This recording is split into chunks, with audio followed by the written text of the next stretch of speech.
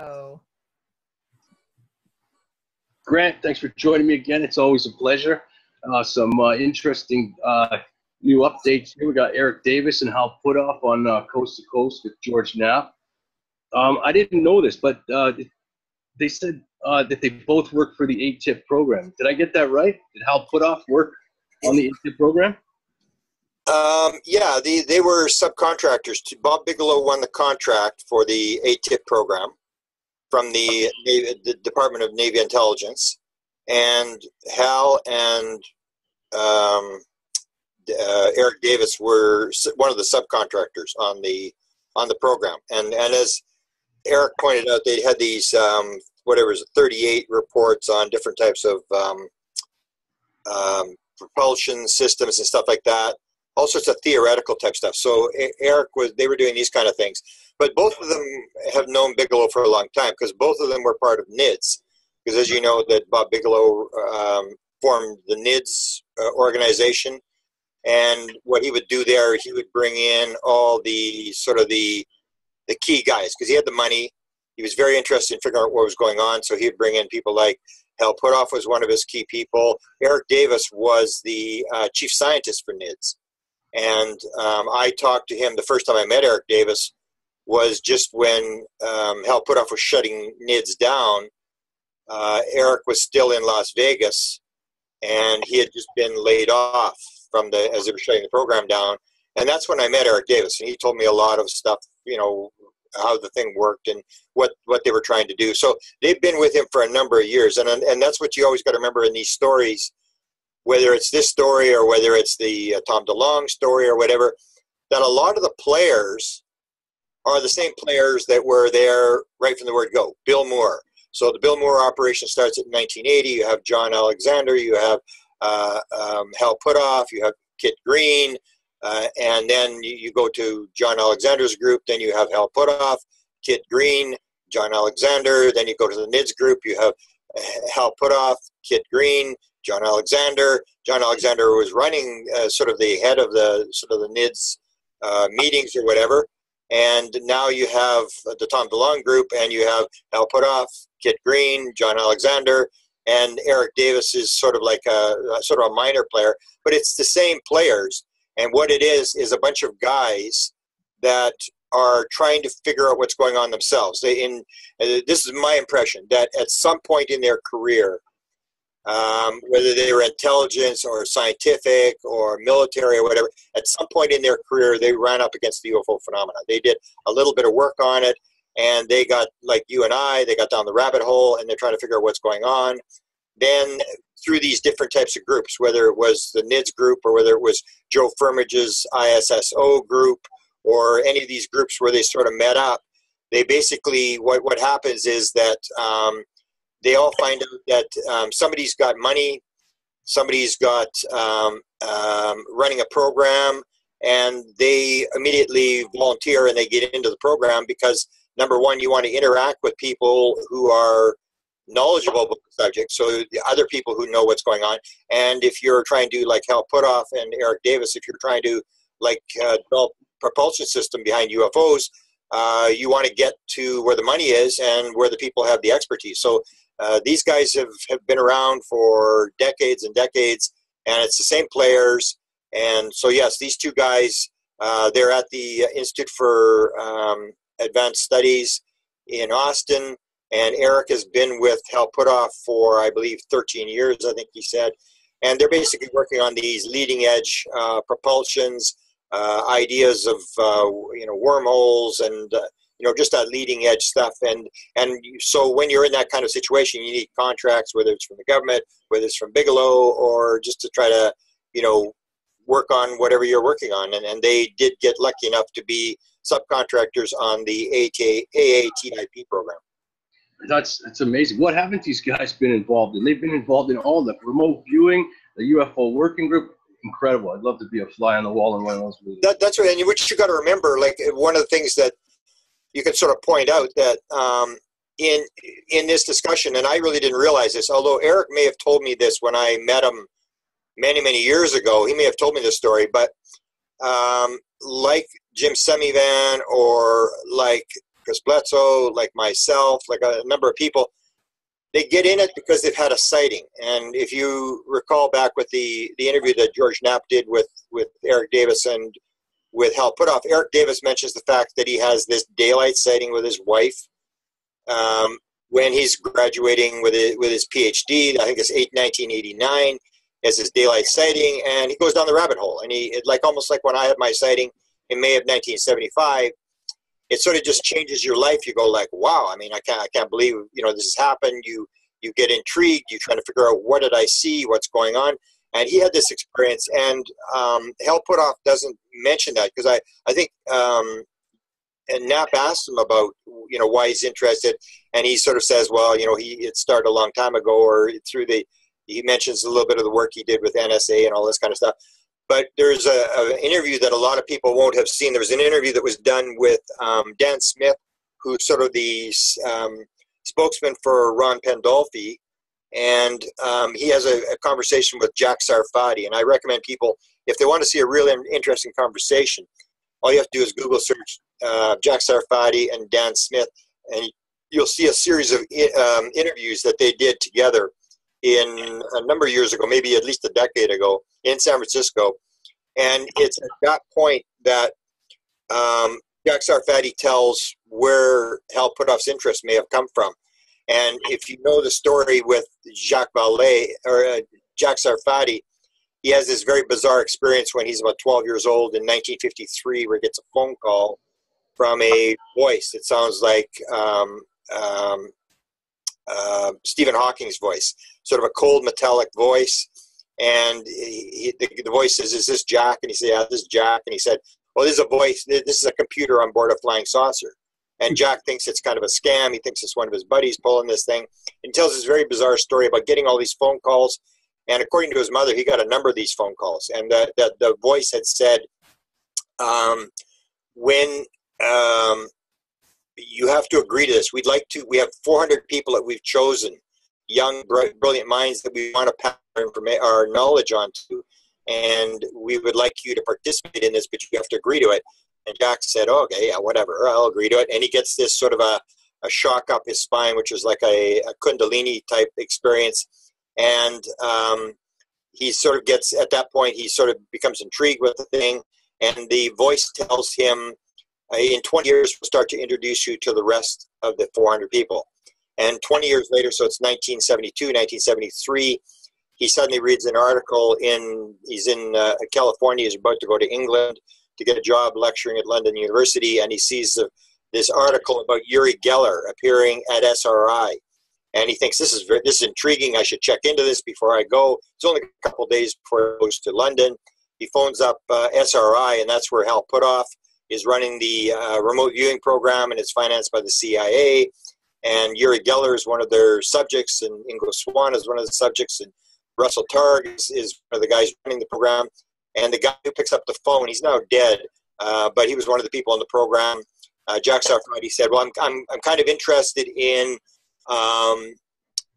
this Uri Geller coming to your program." And he says, the guy says, "Oh, Dr. Sarfati, we've been expecting your call." And he went, "What? You've been expecting my call?"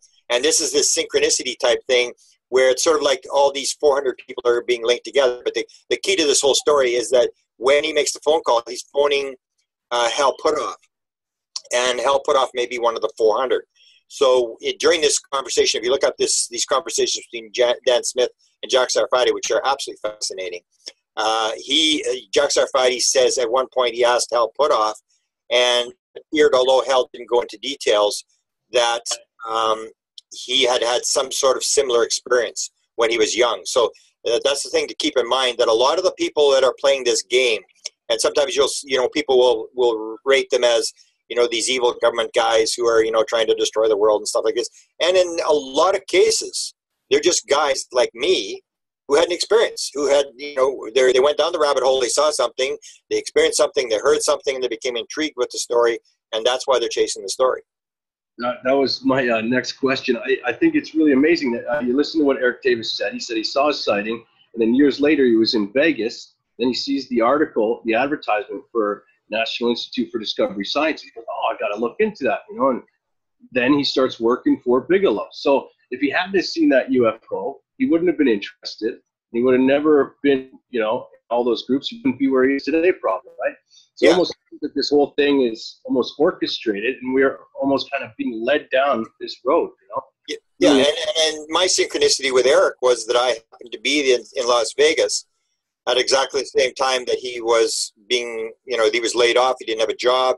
He then got a job, sort of a contract with the Air Force, working for the Air Force, some project.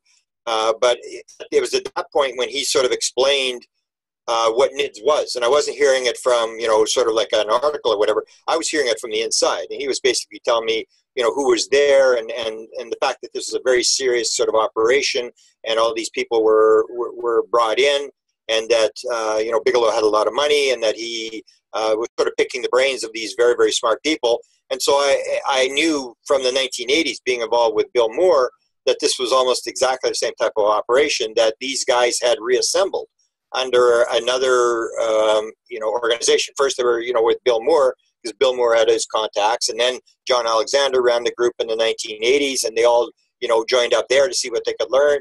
And then Bob Bigelow has it. They all join up and find out what, they got Bob Bigelow's money. They're talking to each other.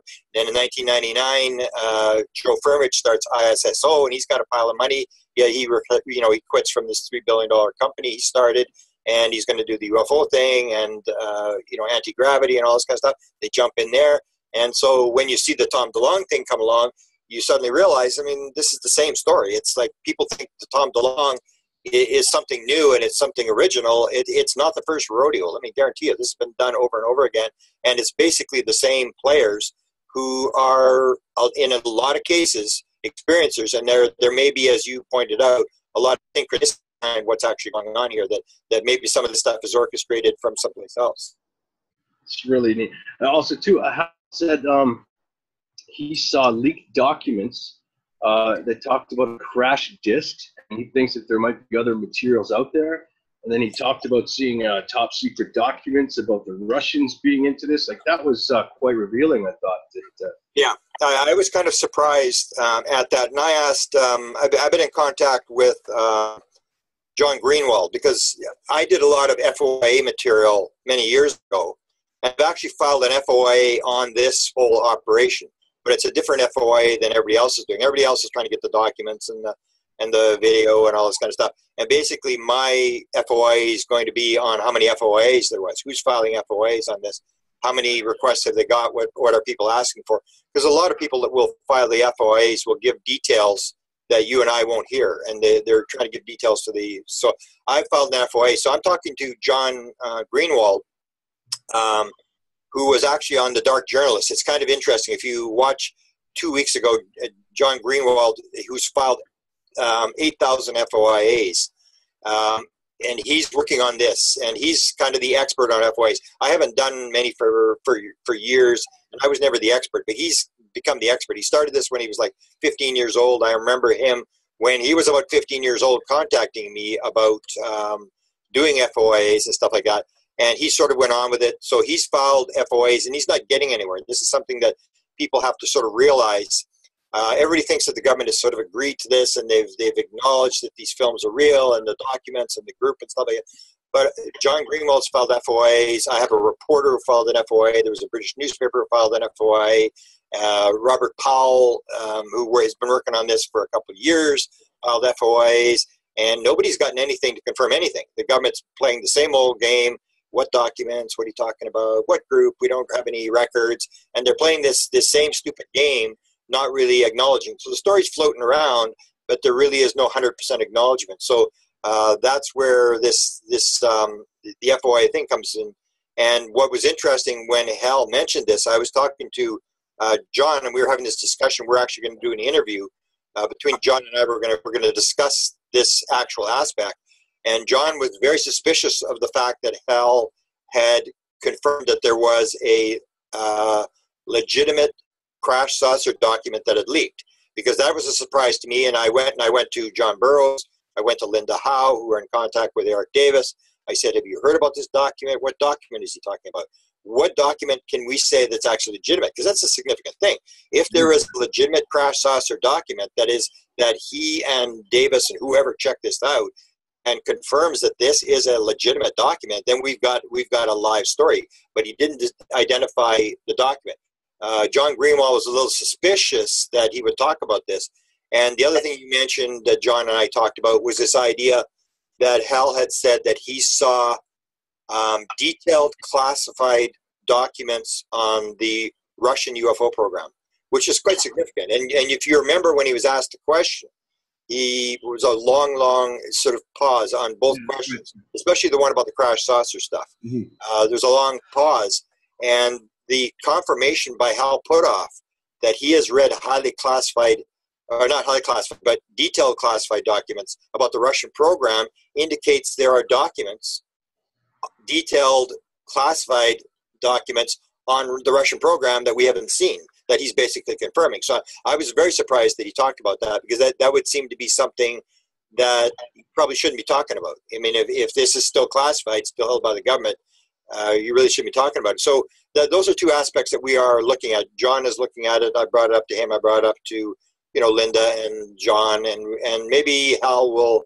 clarify this down the road, or maybe this is part of, some sort of revelation or something. But you picked up the same thing I did. It was very significant that he talked about these things that indicate that there's more than just the thing. Because the way the story is now, everybody's saying, we're not saying aliens, we're not saying we have crash stuff or anything like that. We just have these unknowns that we've got these films and we're trying to figure this thing out. The mention of those two documents indicates that they know a little bit more than just we've got some unknowns that we're trying to figure out. Yeah, it seems like George Knapp kind of pushed it in that direction, and then you got that big pause after he asked that question. So it almost seems to me like there might be two different groups inside the U.S. government in these agencies, ones that are pro-disclosure and ones that are anti-disclosure. Do you see it that way? Do you think that there is this big schism going on there? Absolutely. That we've known that. I think that's pretty standard fare, not just in UFOs, but in everything else. I mean, you could take a look at, the president makes a speech, and you talk to both parties in the House and the Senate, and it's like they heard two different speeches. I mean, there's all sorts of competing people and groups and people who have a vested interest in protecting their industry, their business, their idea, or whatever. And that was part of the thing that was clearly detailed. I believe there's a couple of people that mentioned it. Scott Jones, who was the guy who helped Rockefeller brief Clinton science advisor on UFOs. I knew him, and he used to talk about this. He was involved in the remote viewing type stuff, and he stated that clearly to him, one of the reasons to shut the remote viewing program down was that there were people, and I think George Knapp has mentioned this, other people have mentioned this, that there were very religious people inside the CIA and at high levels of government who believed that this was demonic, and that if you got into this remote viewing, you were going to allow these demonic forces into the world, and they helped shut this thing down. So that's what people have to realize. It's not a uniform government where everybody thinks the same thing. You have inside the CIA, inside intelligence agencies, all sorts of people with all sorts of various beliefs. And if you're not sort of read in on the entire program, you have these competing people who may not really even know what's going on themselves, who are fighting about protecting things. And you got to remember that, and especially when it comes to business, where you have, Bob Bigelow's an interview that Bob Bigelow did, which sort of identifies these competing interests. And it was a fascinating interview. What I did is I recovered all Bob Bigelow's interviews from the last 11 years to go back and listen to what he said. And when you listen to these interviews again, you suddenly, oh my goodness, he's actually telling you what's going on, but you don't realize it until after the story's out. And in one of the interviews, he's talking about the fact that the American government, or that he's using Soviet rockets to launch his satellites into outer space. And he's doing an interview with Art Bell. And so he says, so Art says, well, why using Russian? They're SS-18 that they used to, these were the big missiles that would carry the multiple warheads to, take out the United States and their missiles and all this kind of stuff.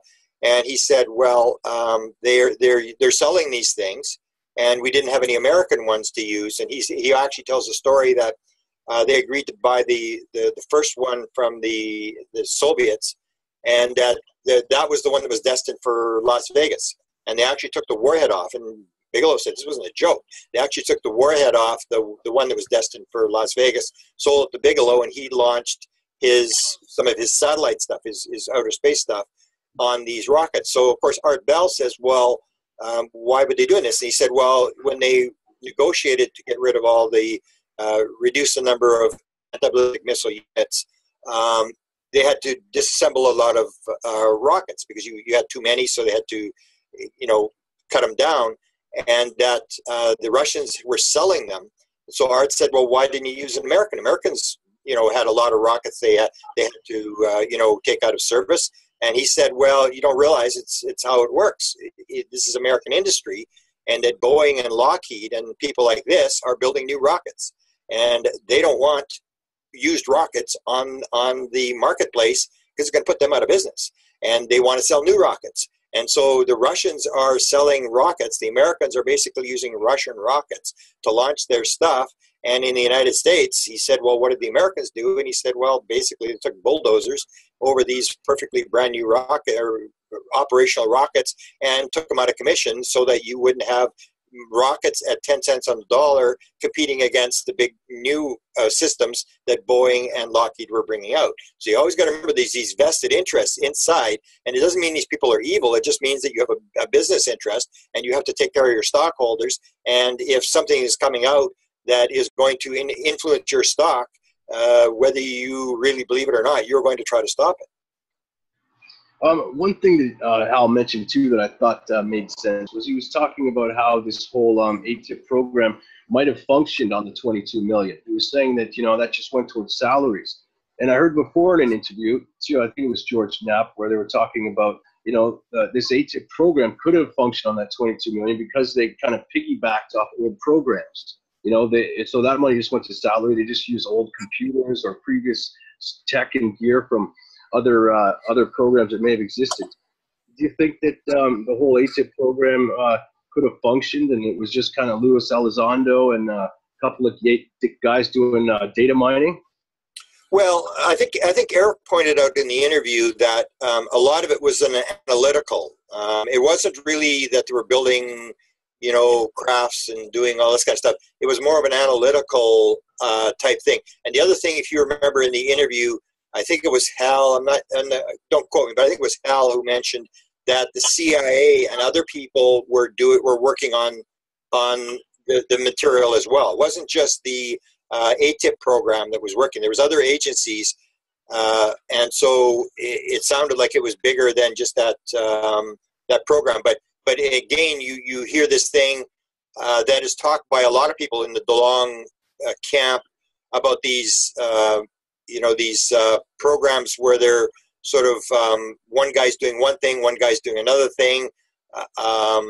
So I think they called it stovepipes, these various stovepipes that aren't really connected, that you probably had, and some people have said that probably every department had a program like this, and this is the only one that's sort of been exposed. But the way I understood it from whether it was Eric or Hal was that this was just more sort of an analytical program where they were doing analysis and theory, and they were gathering material and stuff like that. But it wasn't really a program where they were actually building anything. So I don't think it would have required all that much money. It would more like the paperwork. And I think it was actually Hal said the ones that require the big money programs, the big defense programs, is where you actually have to build things and you have to get infrastructure and all this kind of stuff. So we got Eric Davis now coming forward, Hal Puthoff coming forward. Let's change gears a bit here and talk about Gary Nolan recently, talking to Whitley Strieber, another guy that's said some interesting things. Maybe we can go over that. Yeah.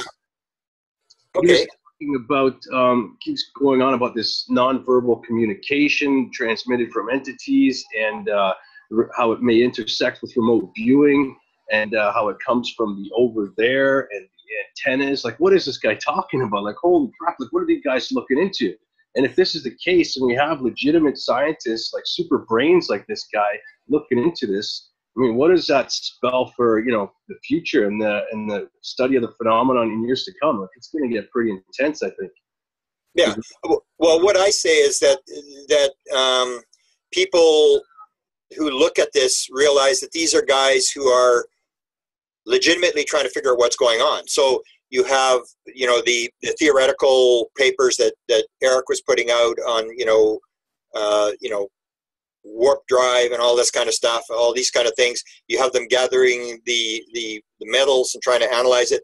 And most people are sort of missing the parts of the story, because a lot of people are basically sort of in awe of the video. Everybody just talks about the video. Oh, do you see that video? And, problems with the video, and it's so cool and all this kind of stuff. And they miss the whole story of what's going on in the background.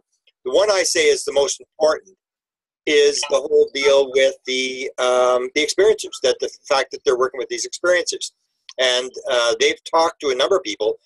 They've actually leaked this stuff to Annie Jacobson. Had the story. There was a guy named Ryan Dube, who was at or Dube or Dubé, who was Kit Green went and talked to. I had a friend who Kit had told some stuff about this, and then it's leaked to the New York Times. And this is this idea that they're working with experiencers, and to me, that's much more important, much more.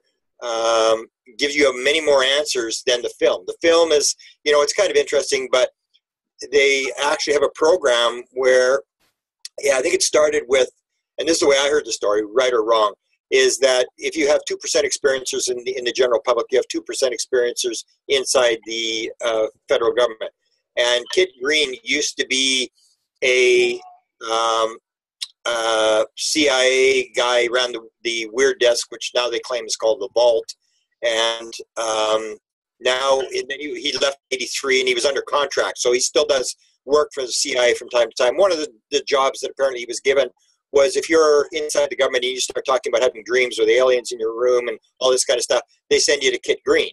And Kit Green determines, are you crazy? Because he's a physiologist. He's good with brain scans and all this kind of stuff. So he determines, are you crazy or are you an experiencer? And during this program, he ran up against, at first I heard this a couple years ago, he had 50 people who had these, had been injured or had some sort of effect, physical effect from a UFO. So that's what they're basically looking for. If you're a scientist, you're looking for something that's actually quantitative or qualitative, where you can actually measure. It's not an anecdotal story that Matt had a UFO sighting and he thinks he was on top of a flying saucer and all this kind of stuff. These are people who actually have something that you can actually measure.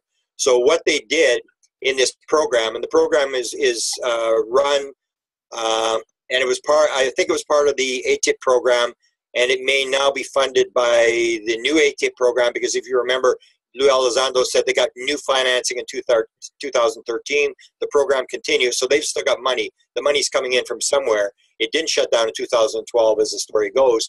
And this may be the money that's financing this program, or it may be coming from Bigelow. I'm not sure where the money's coming from. But they are running this program where they are taking experiencers, and they're looking at people who are highly psychic. So I heard that they had done Joe McMonagle's DNA, Uri Geller, Ingo Swann, all these type of people. They had looked at them, highly psychic people, and they had looked at experiencers to try to determine, is there a genetic marker? Is there a genetic difference between those people and ordinary people? Why are people like Chris Bledsoe and Betty and Barney Hill or John Burroughs or all these people, why are these people having these interactions with UFOs? Is it coincidence? Is it random? Or do these people have some sort of marker or antenna? And so what they look at DNA, they look at because Gary Nolan is the sort of the DNA expert on the program. Kit Green is the neurologist working on the program, and Hal Puthoff's on the program. And there's a senior engineer works for Hal who's also working on this program. So what they do is they look at the experiencer, why the injury, why are these injuries happening? What is it coming from? And this idea is marker. Is there a DNA marker in the people's background? Because what Gary Nolan from Stanford says is that now we have a situation with DNA that you can actually look at a person's DNA and you can actually see markers. The person had the flu, the person had a cold, that all this stuff is marked. It's all, you can actually go back in DNA and see these traumas in the DNA. So they've looked at this. And then, of course, they do the brain scans. And that's where it gets interesting, because that's what Kit Green is doing. And this is what Gary Nolan had said, was that he called it the antenna. He said all these people have a brain pattern that looks like an antenna, and this is the whole key. So if you're an experiencer, if you're a highly psychic person, or like maybe even like Desta, where you are pulling in stuff from the outside, you're getting this material. So it's not coincidence, it's not random that these people are having interactions with UFOs. It's because they have this brain pattern, this antenna pattern, that is actually sending out a signal, sending and receiving, and they're actually able to contact the others, or the UFOs, or whatever you want to call them. And that's the research they're doing. And I think that's extremely interesting research. And there's a tape that's actually leaked now, which I guess eventually maybe we'll put some of it out, or, you know, bits and pieces, but it's an actual tape which shows that they've gone one step farther. So you have these people who are having the experiences, they've got the brain pattern, they're able to tap in, but they actually now, they actually use intuitives. So they give these people who are in the program, say 001, 002, 003, they name these people, then they use intuitives, and they say to the intuitive, okay, here's your target 001, tell us about this person. And according to Kit Green, I believe, who was on the tape, talking to this intuitive, the information that they were getting was 95% accurate. And so the intuitive is going back and saying, okay, this person's interacting with this type of alien, there's this underwater base, and that we're interfering with this base, and picking up this kind of stuff. So they've actually gone one step farther, and they're doing almost like leading edge, almost like DARPA type material, taking science fiction and making it fact. So even though it may be sort of out on the edge, nobody wants to believe this stuff, they're running on the very edge of science to try to figure out, can we figure out what this is? Because if you remember, Hal Puthoff mentioned this thing about the Russians working on the program. Senator Reid mentioned this thing about the Russians working on the program. And it still comes down to this thing that if you're in this program, if you're Kit Green or Nolan or the Defense Department or the CIA or whatever, you're not only trying to figure out what this is because it may be a threat from evil aliens, you're also in this game because you know that the Russians and the Chinese are working on this thing, and whoever gets this technology rules the world. Because you know, if you listen to the experiencers, that all aliens are basically telepathic, and they can talk in your head, and they can basically block your memory, and they can do all this kind of stuff. So if you're an intelligence service, that's something you really want to be able to control. And that's why I say that's the most important part, and I think that's the most important part to them. That's what they're interested in, is this whole consciousness aspect. Not so much the video, not so much you know, the hardware or whatever. It's the experiencers who are interacting with what they call the others, and who are actually able to show these mental abilities that if you could develop this kind of stuff, you will rule the world. Plus, we also know, and Jack Sarfati actually brought this up in an email that I saw maybe a week ago, talking about this meeting that's rumored taking place in the next couple of days in the Bohemian Grove, where they're bringing this metal in. And this is this layered metal that Tom DeLonge has talked about. People are going to bring this layered metal in that we cannot build. That we have no technology to build this metal where it's like, you know, as thin as a hair, and it's layered in layers, stuff like that. And at that point, Jack Sarfati actually indicates that the mind may be used to fly the ship, and that the ship may be alive. Now, that's something experiencers have been saying for many years, and the significance of that is that Jack Sarfati, if you followed him, has, with like Hal Puthoff, been on the leading edge of UFO physics for probably 40 or 50 years. He's been working on the zero-point energy. He believes he understands the physics of how this whole thing operates, and they're trying to figure out the physics of the whole thing. And for Jack Sarfati to say that mental phenomena may be involved in flying the craft, That's extremely important. So that ties into this experiencer thing, because the only people that you're going to be able to figure that out is by watching the experiencers. One thing he also mentioned too was he dropped terms like savantism and the relationship to remote viewing. You know, talking about this antenna thing. I think this part of the story we really need to follow, and I think this is another key aspect to it.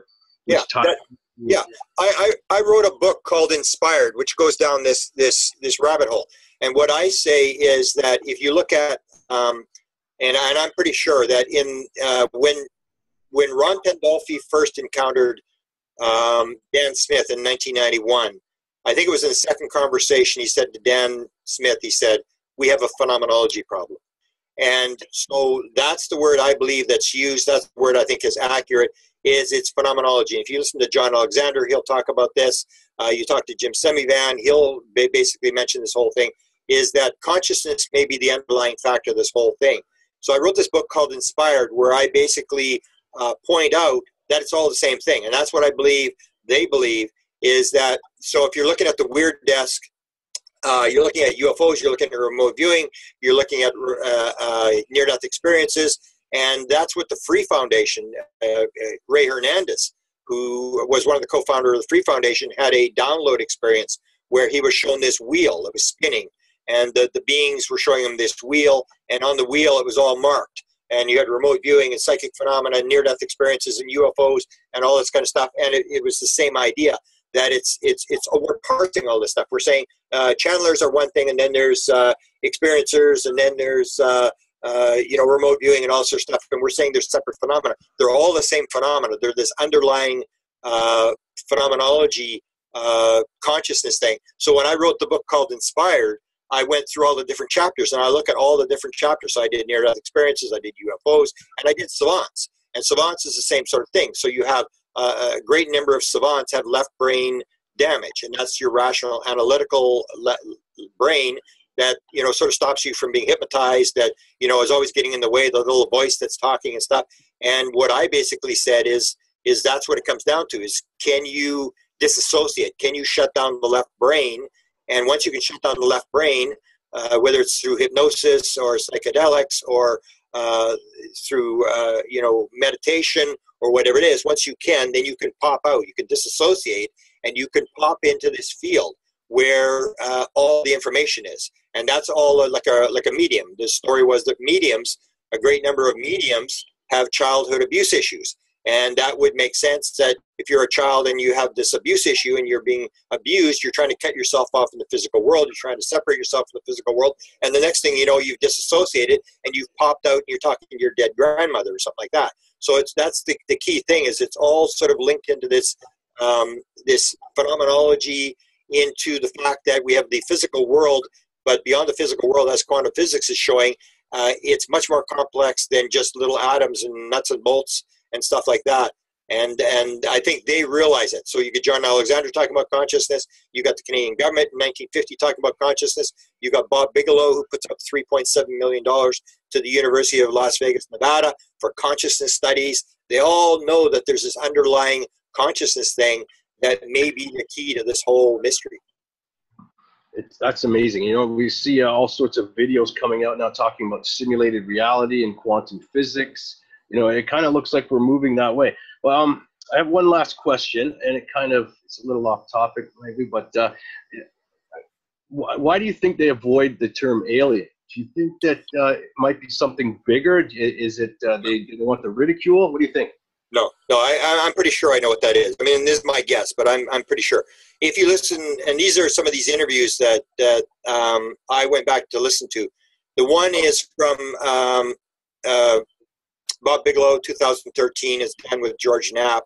And you got to remember, Bigelow basically is running from 2007 on. He has all the data. He has all the FAA files. He has all the MUFON files, all the Canadian files. He has, the Carpenter files. He has, all the hardware that's been brought since 2007, all these documents, and he basically controls everything. So what he says is extremely important. You should listen to him very carefully.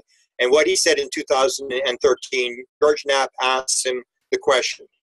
George says to him, "Do you believe in? Are you in favor of disclosure?" And Bob Bigelow says, no, I'm not. He says, what we need is confirmation.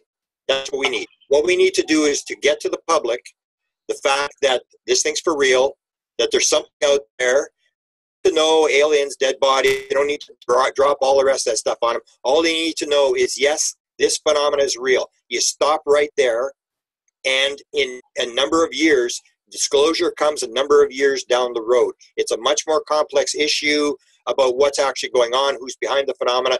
But he says, first you get confirmation, and then a number of years later, then you move to disclosure. Now you got to remember, he controls all the material. So I think in terms of what To the Stars is doing is going to be a lot influenced by Bob Bigelow, because he's a key player. He's got all the material. He's the kingpin in this whole thing. So I think this would be part of what Bob Bigelow would have put in, which is the idea that on December 16th, we drop this thing in the New York Times, and we basically say, well, we should have said in 1947, we have this mysterious phenomena. Something's going on. We don't know what it is, but we're studying it. Instead of saying, no, there's nothing going on, there's no national security threat and all this kind of stuff, and start all over again, and you do what they did. And that's confirmation. What happened on December 16th is confirmation. So you say, we have a phenomena, we're looking at this phenomena, we really don't know what it is, and stop right there. Don't bring up aliens. So none of them are talking about aliens, and I think that's by purpose, is don't bring up the aliens, don't bring up crash saucers, don't bring up this, don't bring up that. They don't need to know that. We're just going to take first step, we'll go there, then we'll do another step, then we'll do another step, because that was what the Brookings Institute report showed in the 1960s.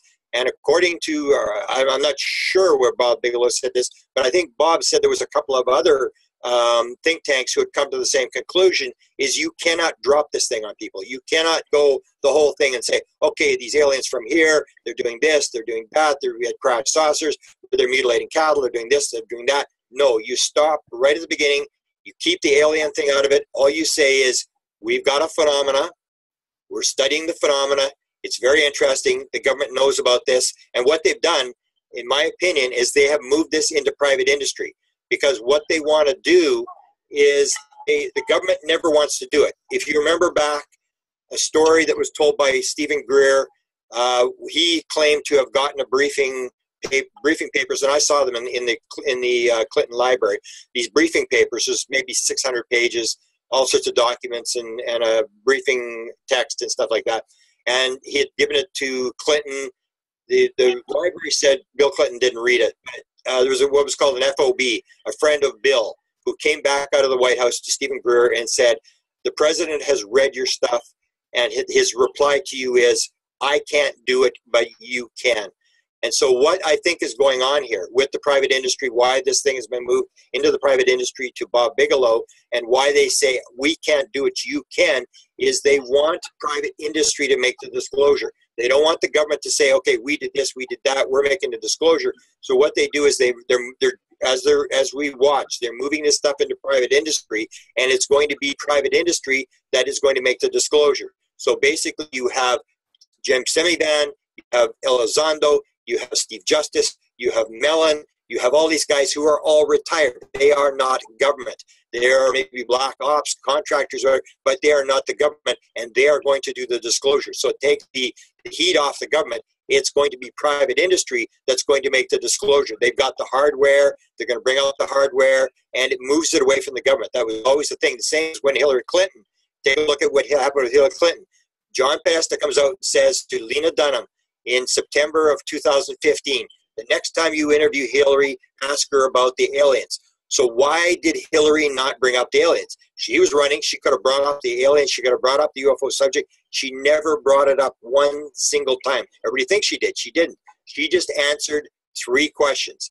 The idea is they want us to do it. They want us to force the disclosure. They want us to make the move and move the government out from the responsibility of this whole thing. That's why they're moving to private industry, and that's what I think they're, in my personal opinion, that's what I think they're going to do. They're going to move so much material into the private industry that it'll be Bob Bigelow, Jim Semivan, Tom DeLonge, Mellon, Justice. These are the guys that will do the disclosure, and it will take the heat off the government.